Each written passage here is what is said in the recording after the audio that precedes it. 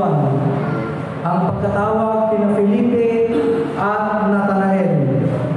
Kinabukasan, minabuti ni Jesus na pumunta sa Galilea. Nakita niya roon si Felipe at sinabi ni Jesus sa kanya, "Sumunod ka sa akin." Si Felipe ay taga Bethsaida, tulad ni Andres at Pedro. Nakita ni Felipe si Natanael at sinabi niya dito, "Natagpuan na namin ang tinutukoy ni Moises sa kanyang isinulat sa aklat ng kautusan at gayon din ng mga propeta." Siya ay si Jesus na taga Nazaret na anak ni Jose. May mabuti bang maaaring magmula sa Nazaret? Tanong ni Natanael. Sumagot si Felipe, "Halika't tignan mo." Nang malapit na si Natanael ay sinabi ni Jesus, "Masdan ninyo ang isang tunay na Israelita. Wala siyang anumang pagkukunwari." Tinanong siya ni Natanael, "Paano ninyo ako nakilala?"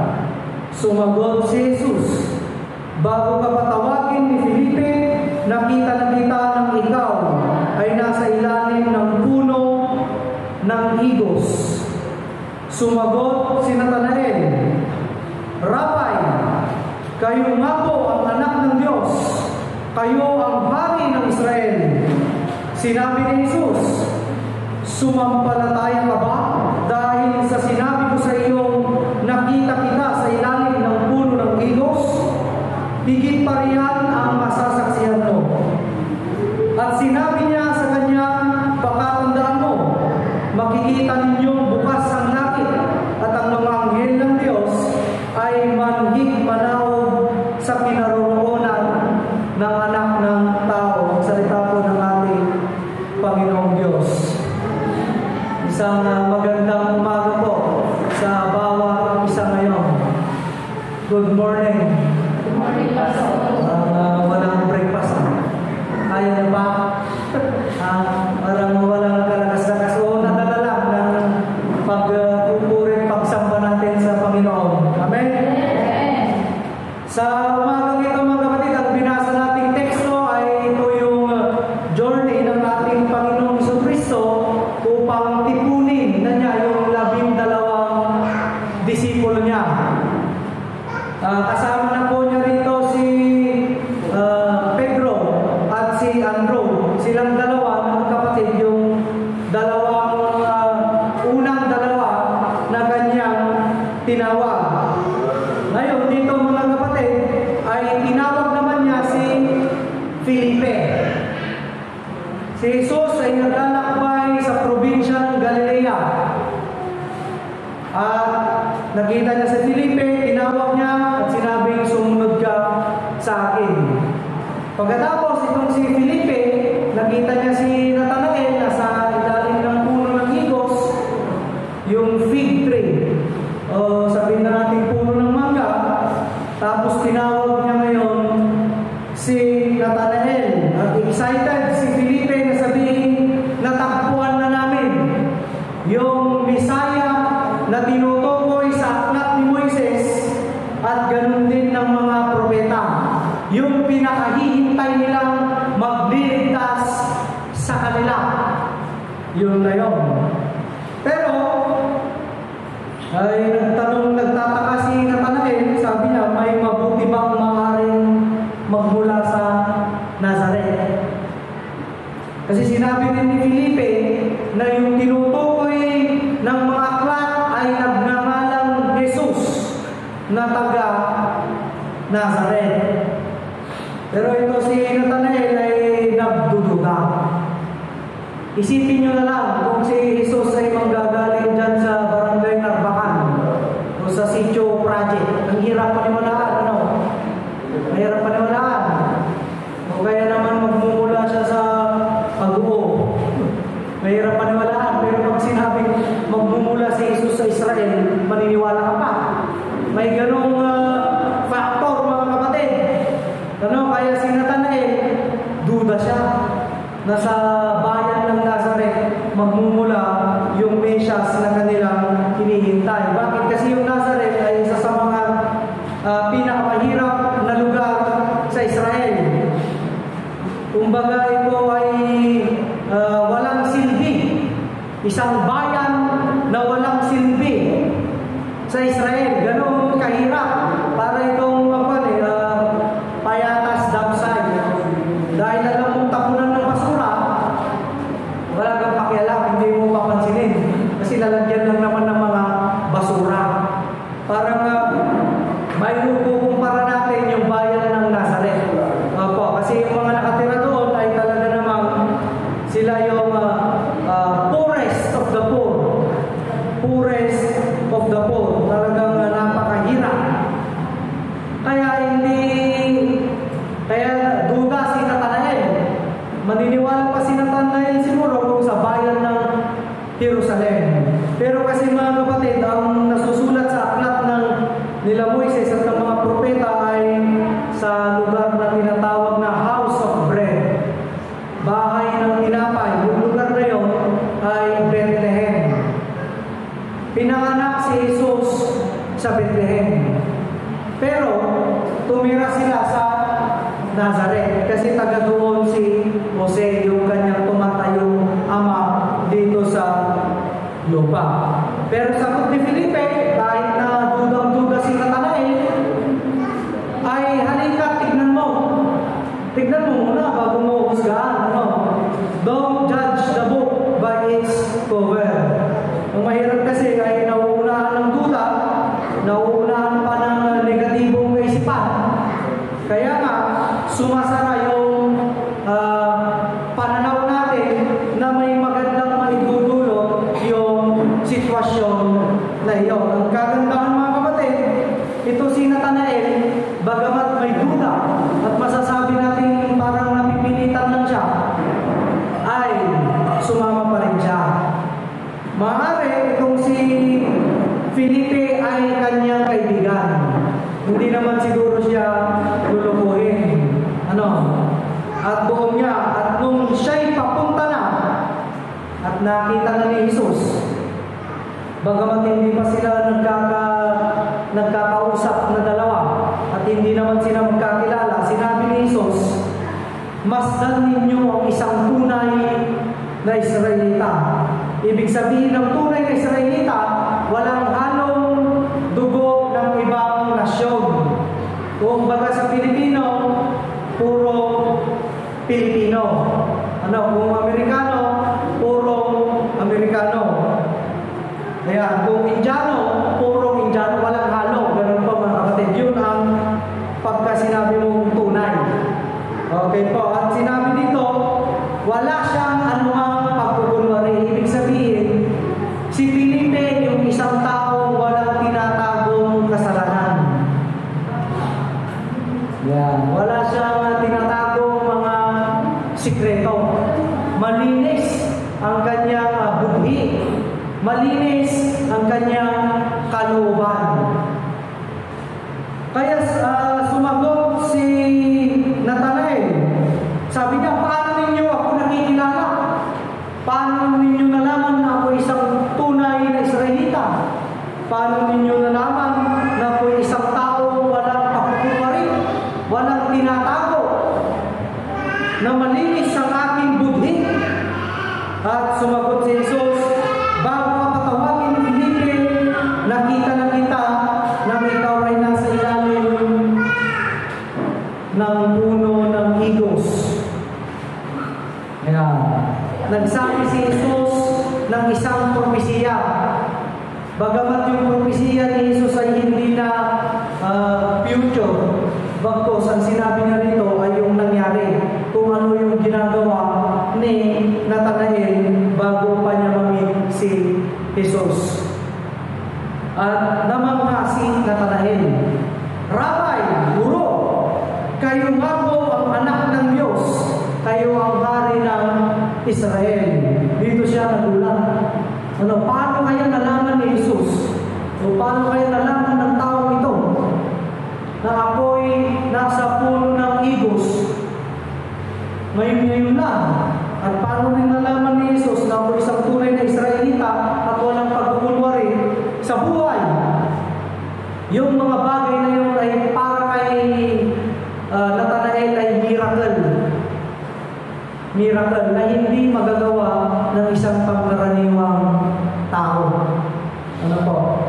May mga istorya tayo sa Biblia na kung saan si Jesus ay alam na niya yung kasalanan ng isang tao bago pa niya tuluyang makausap. Maalala po ninyo yung isang babae na kanyang nakausap. Sabi ni Jesus, tawagin mo nga ang iyong asawa. Tapos sabi ng Jesus, wala po akong asawa. Ay, sabi ng babae, wala po akong asawa. Tapos sinabi ni Jesus, totoo nga, wala kang asawa kasi hindi mo naman asawa yung pinakasama mo ngayon. Diba yung babae niya, alala niyo? Tapos nagulat yung babae, ikaw nga po ay isang propeta. Ano ang ibig sabihin nun? Sa kultura ng Israel, pag ikaw yung isang tao, nakikita mo yung kalooban ng pagkakakilanlan ng isang tao, yung tinatago nilang sikreto ay binunyag po na sabi mo, ikaw ay isang propeta.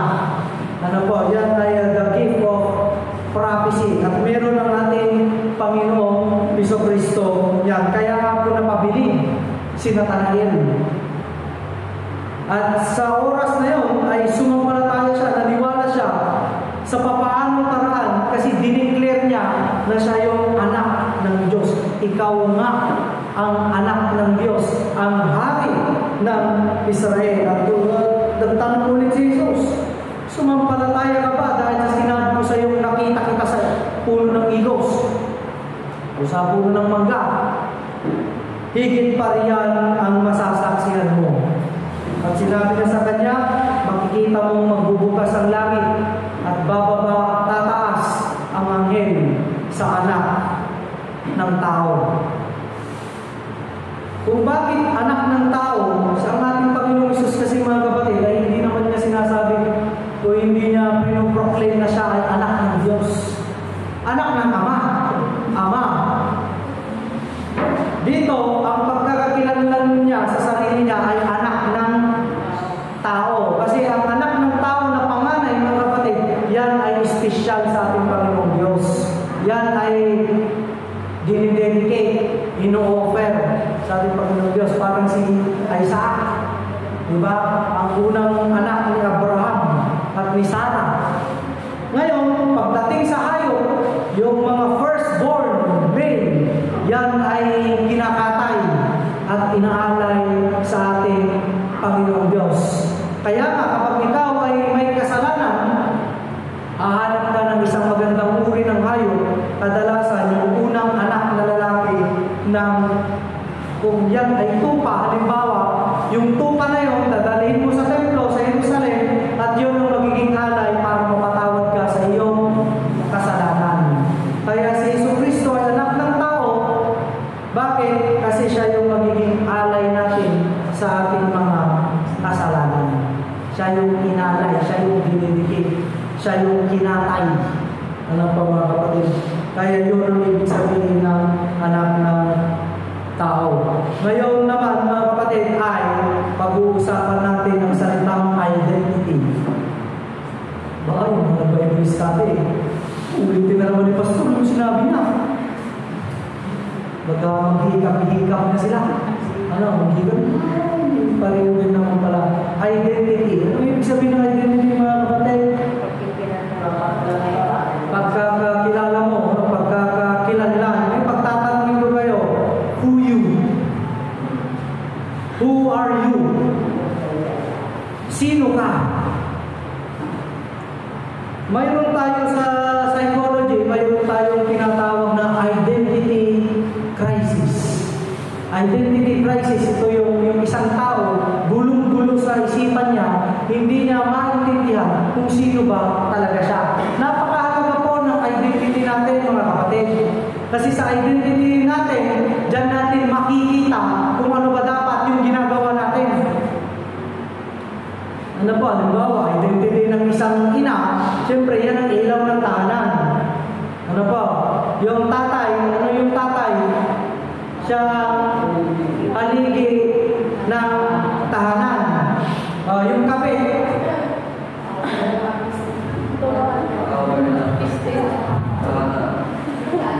siya yung kaya yung bahalang mag-isip doon, mga kapatid. Itong identity, ito yung magbibigay ng direksyon ng buhay ng tao. Bukod sa direksyon, ito yung magbibigay ng meaning sa buhay mo. Ganda, di ba? Ngayon, kung ikaw yung isang tao, ano ba kasi ang gagawin ko sa mundo ito? Bakit ako pinanganak? Lagi lang naman akong minamaltrato. Lagi lang naman akong minamaliit ng ibang tao, ng aking mga magulang. Feeling ko hindi ako part ng family. Feeling ko ako ay isang basura lamang. Di ba pagka ganun ang kaisipan ng isang tao ay he or she is feeling lost.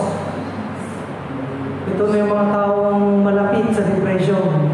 Ito na yung makikita mong bagaman ngumiti, punong-puno ng tawa ang kanyang bunganga, pero deep inside, siya pala ay gulong-gulo na sa kanyang isipan.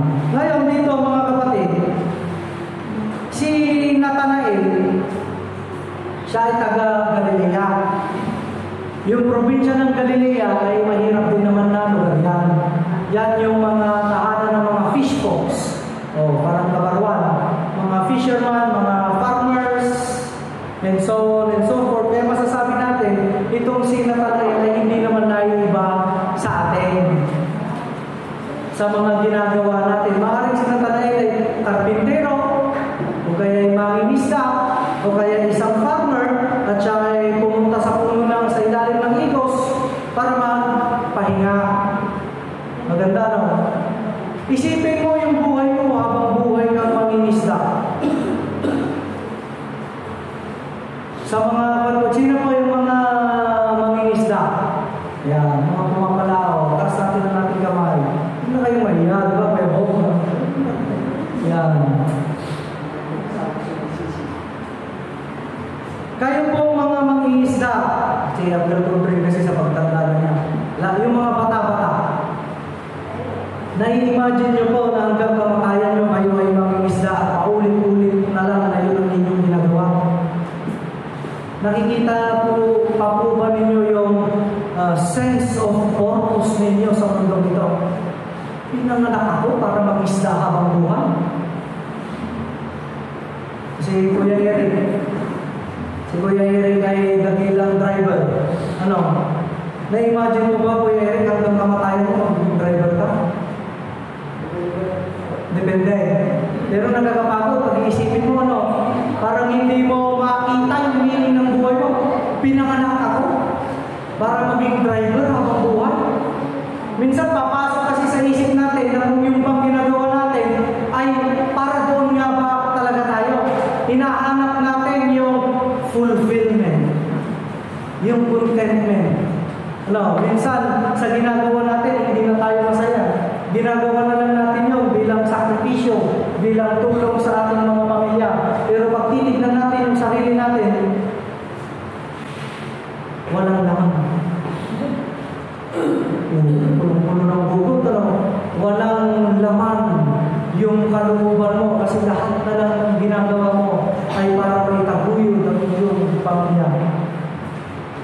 And your identity now becomes someone na palagi nagsasacrifice for other people. Maganda rin po yun, mga kapatid. Maganda yun. Hindi dapat ikareklamo yung ganoong klaseng identity. Ito si Nathanael. Ano kaya ang identity ni Nathanael?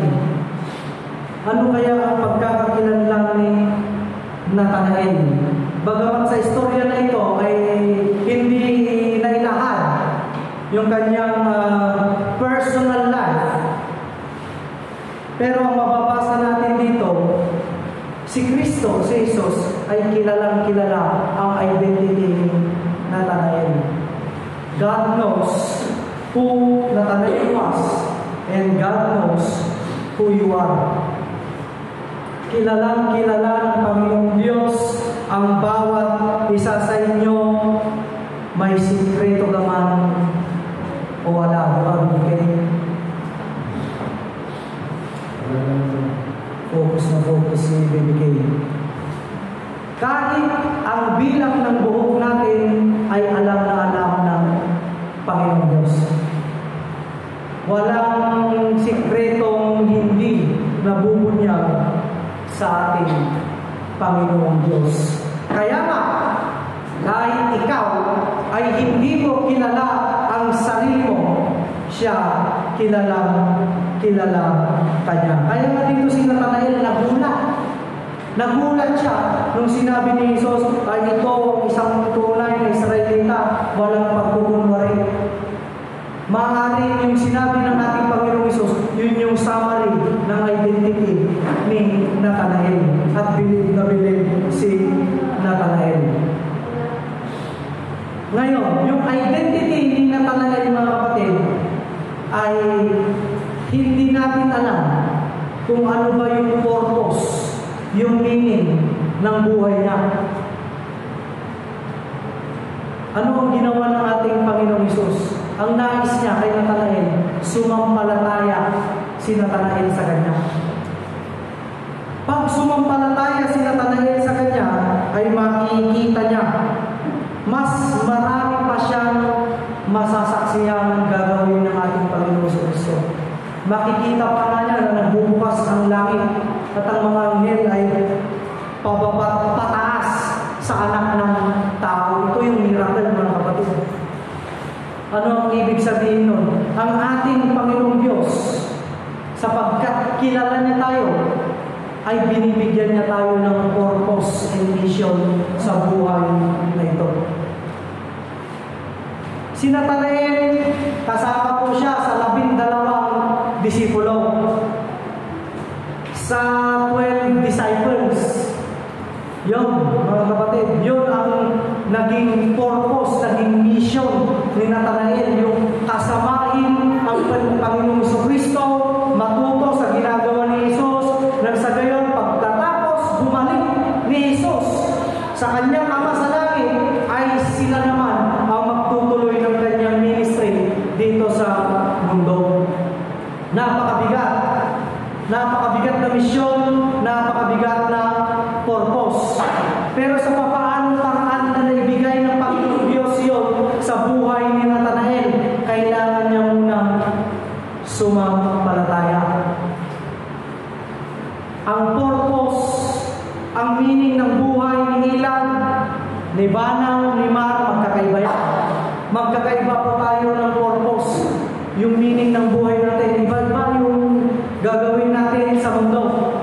Pero para makita natin, para maliwanagan tayo kung bakit tayo pinanganak sa mundo, at para masagot mo yung tanong na who am I, kailangan mo muna sumampalataya. Only then that can God give you the vision of your mission and purpose in life. Kasi kung wala kang koneksyon sa Panginoong Diyos, wala kang relasyon sa ating Panginoong Diyos, hindi mo alam ang gagawin mo sa buhay. Lagi ka na lang dangko. Lagi ka na lang uhaw. Lagi na lang may nawawala. Lagi na lang may kulang. Meron bang nakakaramdam sa inyo noon? Tumutulong ka naman sa magulang mo. Nagbigay ka ng aginaldo. Tumulong ka rin naman sa iba. Pero parang may kulang. Pinapalaki mo naman yung anak mo ng maayos. Pero parang may kulang. Pumalawak ka naman. Nakahuli ka kayo ng balina. Balina, no? Pero parang may kulang. Maayos naman ang buhay nyo. Marami ka naman pera sa bangko, milyon-milyon. Pero parang may kulang. May nakakaranas mo ng gano'n sa inyo, mga kapatid? Feeling of emptiness. Hindi ka makontento sa mga ginagawa mo sa buhay. Bakit? May kulang. kulang na kulang ka sa buhay. Alam niyo po kung bakit? Dito, sa pagsasampalataya, sa pananampalataya ni Natanael, bukod sa sinabi niyang siya yung anak ng Diyos, ay sumunod siya sa ating Panginoong Kristo. Ang pananampalataya, mga kapatid, hindi lang po yung sinasabi, yung binibigkas, yung naririnig natin. Kailangan nating gumalaw. Kailangan may gagawin tayo. Kaya si Natanael, naisama siya sa 12 disipulo dahil nagdesisyon siya sa pamamagitan ng kanyang pananampalataya. Kung tatanungin po yung mga sarili natin, yung pananampalataya ko ba ay may ginagawa akong aksyon?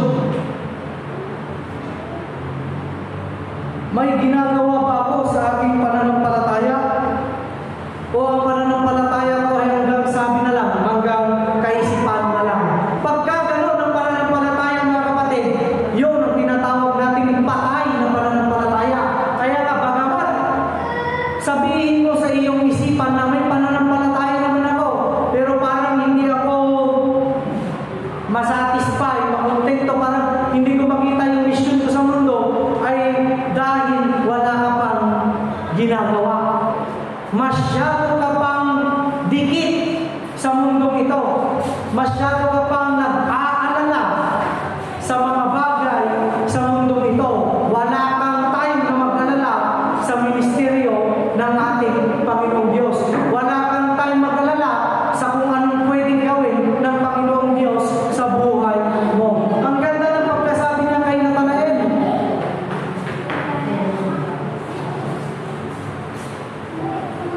Higit pa riyan ang masasaksihan mo. Ibig sabihin, mga kapatid, higit pa sa miracle of prophecy, yung masasaksihan ni Natanael. Ano ba yung mga nasaksihan niya? Napagaling ni Jesus yung bulag. Napalakad ni Jesus yung pilay, yung leper. Kahit si Lazarus na namatay, napabuhay ni Jesus. At napakarami pa, sabi nga sa huling versikulo ng Book of John, marami pang ginawa si Jesus na hindi na naisulat. Kasi kapag isusulat pa, pati ang mundong ito, hindi kakayanin yung nilalaman. Napakarami. Ganun, mga kapatid, ang nasaksihan ni Natanael. Sa kanyang pananampalatayang may ginagawa siya. He saw many miracles. He saw the power of God in Jesus Christ. Kaya sa buhay natin, mga kapatid, kung nakukulangan pa tayo, feeling natin hindi pa tayo na-empower, feeling natin hindi pa natin nakikita yung purpose, yung vision, yung mission ng bawat isa, ay dahil wala ka pang ginagawa sa iyong pananampalataya. Subukan mo, mga kapatid, nabigyan naman ng time yung presence ni God. Subukan mo namang bigyan ng time yung word ni God. May mga activities tayo nito, Bible study, worship, ministry. Yang mga yan ay bahagi lamang ng pagsalino sa presensya ng ating Panginoong Diyos. Pero napakarami pa. Kaya kung wala kang time, hindi ka mo magkakaka kung bakit pagod na pagod ka palagi sa iyong buhay, sa iyong espiritu. Hindi mo lubos malaman kung ano ang gagawin mo. Si Natanael, nung nalaman niya yung propesiya na sinabi sa kanya, yung pagkakilanlan niya, yung identity niya, wala nang tanong-tanong.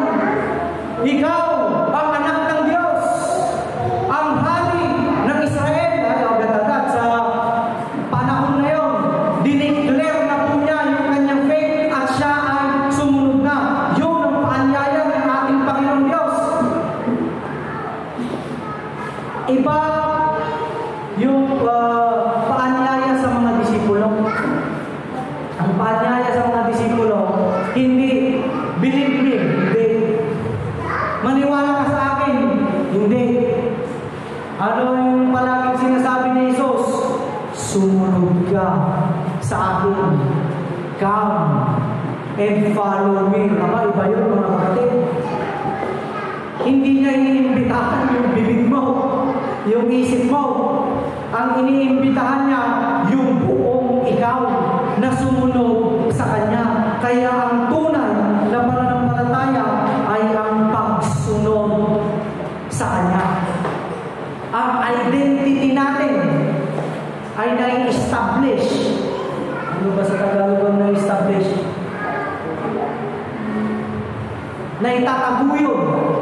Yung pagkakakilanlan natin ay naitataguyod sa pamamagitan ng pagsunod natin sa ating Panginoong Jesucristo. Okay po mga kapatid?